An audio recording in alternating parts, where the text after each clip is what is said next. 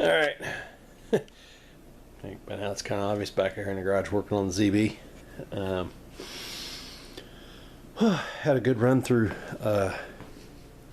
NAPA this evening. Belts, I got oil. I think the book says 6 quarts. I got 7 quarts of just NAPA 30 weight oil. Belts are on order. We'll have 2 new belts tomorrow. One's coming in the morning, one in the afternoon, whatever. I can't do anything on it until tomorrow evening anyway. So that's oil and belts. Check that off the list. They did have the one, sort of have the one stud I needed. It's a little long, but I kind of figure like this. If I ever have to get in this motor again when I go to put this plate back on, or if I decide to put the stock plate back on that's got the hydraulics that should go right there, I got this one stud that sticks out farther. Make it a whole lot easier to align that thing. Slide on that one first. Get it up on there. So I got that going on. So all the nuts are grade 8 nuts and studs and everything are in on the side plate, so that's done. I did get some 1/2 inch set screws. I think I mentioned this. This plate is older than the tractor, considerably earlier model, so different engine even. Well, shouldn't say that. Different, slightly different engine. Anyway, I got the set screws I need. I'm gonna hit them a little bit of that to seal it, because these are through holes into the crankcase, and it does between some crankcase blow by pressure, etc., and the oil, it does spew oil out. Because I think when I first noticed that, I lost the plug out of this thing. I don't know, I don't even remember, but I was like spitting oil out the side, and I whittled a stick and crammed in one of these holes. But plan is put just a light coat of this ultra gray. I want to point the camera at what I'm talking about while I'm doing it. Put a little bit of this ultra gray on these set screws, run them in so that they're flush-ish in these holes, just so it's sealed up. Call that done. New upper radiator hose, got that tonight. New roll pin to go through the pulley and shaft on the water pump. And one of the suggestions I had on this water pump, because it actually seals down in that, way down in there, and it's kind of pitted and chewed up. One of the suggestions I had was to apply some sealant to the sealing face of the seal. So I think I'll put a little bit of that ultra gray on here, and I go down over that, and then the fiber washer goes over that. The fiber washer then kind of presses against, and this part of the pump is nice, presses against that and seals.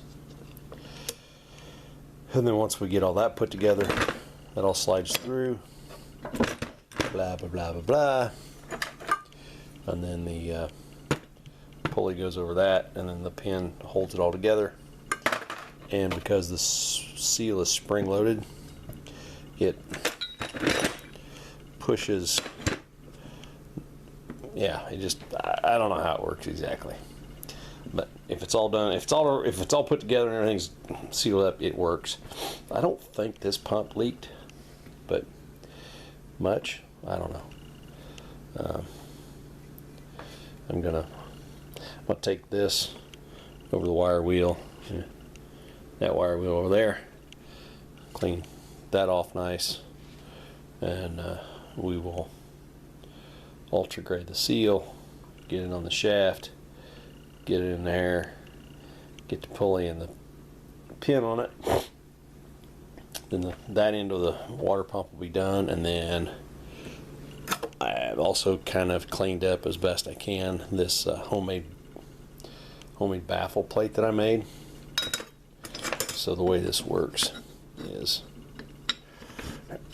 shaft goes through there, then the plate goes on there, and then as the impeller spins around, then it flings the water and it goes through these slots, which catches the water here and zippity doo dah down the water manifold and then up through the block and stuff. So anyway, I whittled this thing out in I don't even know, somewhere between 1991 and 1995. I made it when I was working at Ball State University, the Ball State University. I was working in the wood shop, and they had a little jigsaw, like a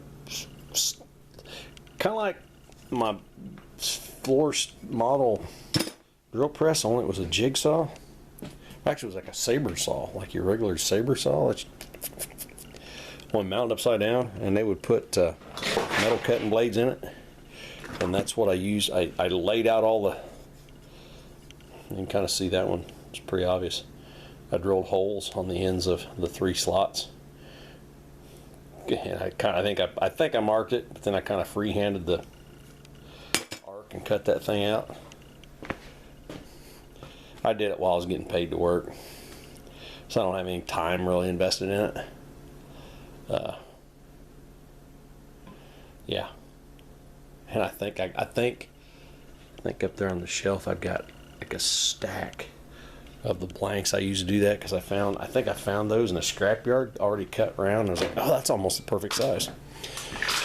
Anyway, now there's part suppliers that are remaking the factory baffle, that instead of having this hole that goes around the protrusion on the pump or on the impeller, it's got the factory like cup that, yeah, whatever. Anyway, I got to smear a little sealer, a little ultra gray on the seal, slide it in, put the pulley on, then we'll ultra gray the mating surfaces. Keep on frame, dummy. Mating surfaces of the pump and the water manifold, which is down here. My filming tonight sucks, worse than normal. Then we'll get that done, and then that'll have the pulley on there, so tomorrow when I get the belt, we can put the fan water pump belt on. Well, I got to put the alternator belt on first, and then we get that other belt on there. And once that's tight, man, I should be able to roll that thing over by hand. Everything rolls over nice and easy after I get sealed up and oil in and stuff. I'll be ready to, underneath that white tank back here is a weight bracket. And it goes up here, that's on the front. Up here on the front. That's got a battery box in it for when I was tractor pulling. We get that back on there. And we should be able to roll this thing over and get rolling over. I'm probably going to take my little squirt can, little black can right there next to the blue can, that's got some 30 weight on it. Probably squirt a little more 30 weight. It might be 1540. I don't know. I'll probably give it a couple squirts in on top of each of the pistons before I roll it over. But I'll crank it over, make sure it's going to spin good, and then I still got to figure out little machining work, whatever, on the manifold, intake manifold, to make it bolt down right.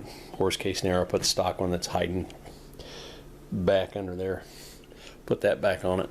But yeah, making progress. So I think what I'm going to do is get off of here, finish cleaning up, goobering up, get the water, see if I can get that water pump back together, get it all ready to go. Maybe try and get that on tonight. Might even put you on a tripod to show you me fumbling around with the bolts, putting that back on there. Otherwise, if not, I'll go back in the house and fall asleep at my desk and call it a night. But anyway, that's what's going on. I don't think I'm gonna replace. Man, train of thought video logging. The lower radiator hose, I think I'm gonna just leave because it's pretty decent, and I think it's plenty extra long enough. I replaced the upper one because this was what was on it, and you can see it's a little short. and I didn't like the way it fit when I put it back up on there, so I just went ahead and got some new hose. Yeah, so